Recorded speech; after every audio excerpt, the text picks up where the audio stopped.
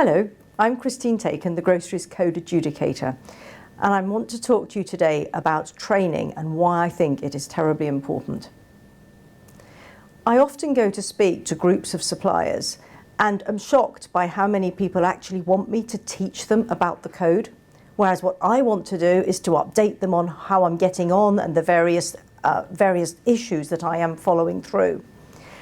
The code has been in place protecting suppliers. It is a legally binding code. It's been in place for over 5 years, and my role has been in place for 2 years to make sure it's properly enforced. There is really no excuse why suppliers haven't yet got to grips on what the code is. And yet, in the YouGov survey in 2015, it was clear that only less than 1 in 3 suppliers said they had ever been trained in the code, and that figure was down to 1 in 10 when we were talking about smaller businesses. This is in contrast with the fact that retailers are required by the order that sits behind the code to train their buyers every year. I myself have been through the training that's given to all of the buyers, and also I know that they are generally improving it, adding to it, making it up to date, following things from my newsletter to see that to make sure that the buyers are kept absolutely on their toes in terms of what and what is not code compliant. It is therefore even more awkward if the suppliers themselves do not know the code and not know when to push back if they feel they're being asked to do something that they shouldn't.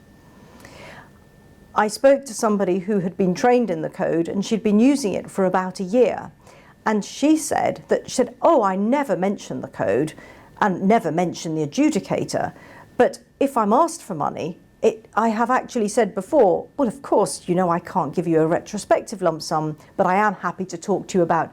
And she's immediately turned it into something moving forward and pushed back at that point.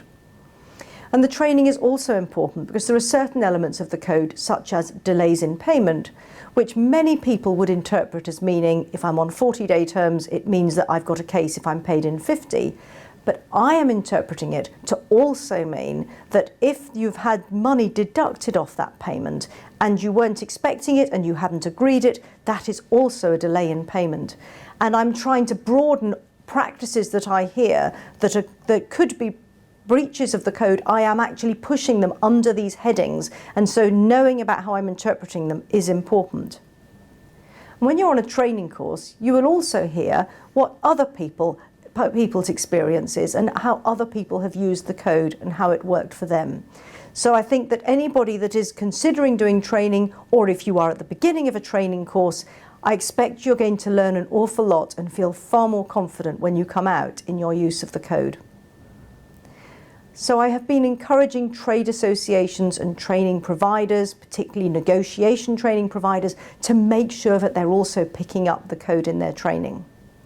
And I'm very grateful for everybody that is publicising it, even more grateful for the suppliers that are taking up the mantle and giving it a go to learn about it. And I hope that you will be much more confident in using the code once you've been trained. I wish you the best of luck. Thank you.